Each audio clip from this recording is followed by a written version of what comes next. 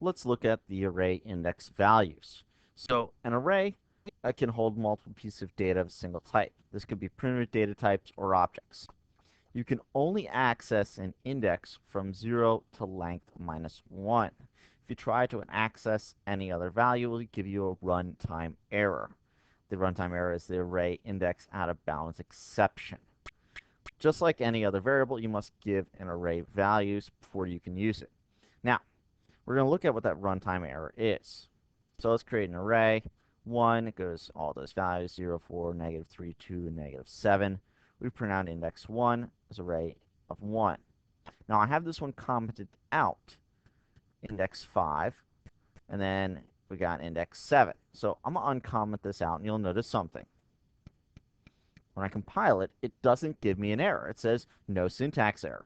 This is not a compile time error.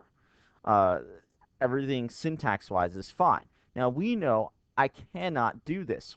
We know we cannot have a negative index value, but the compiler's fine with it because syntactically there's nothing wrong with it.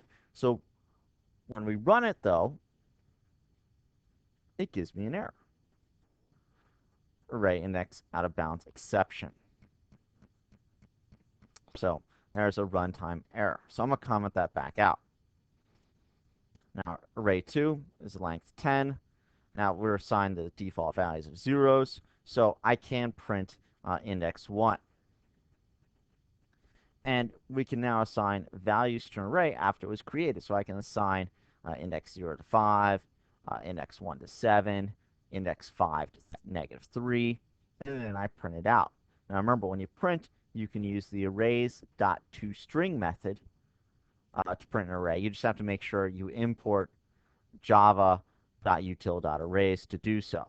All right, so let's run this again, and let's see what we get.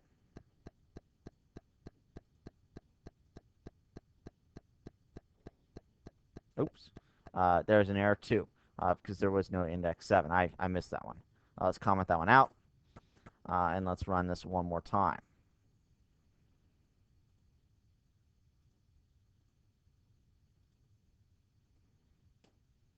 There we go. So you can see we added the values in array 2 at the indexes specified.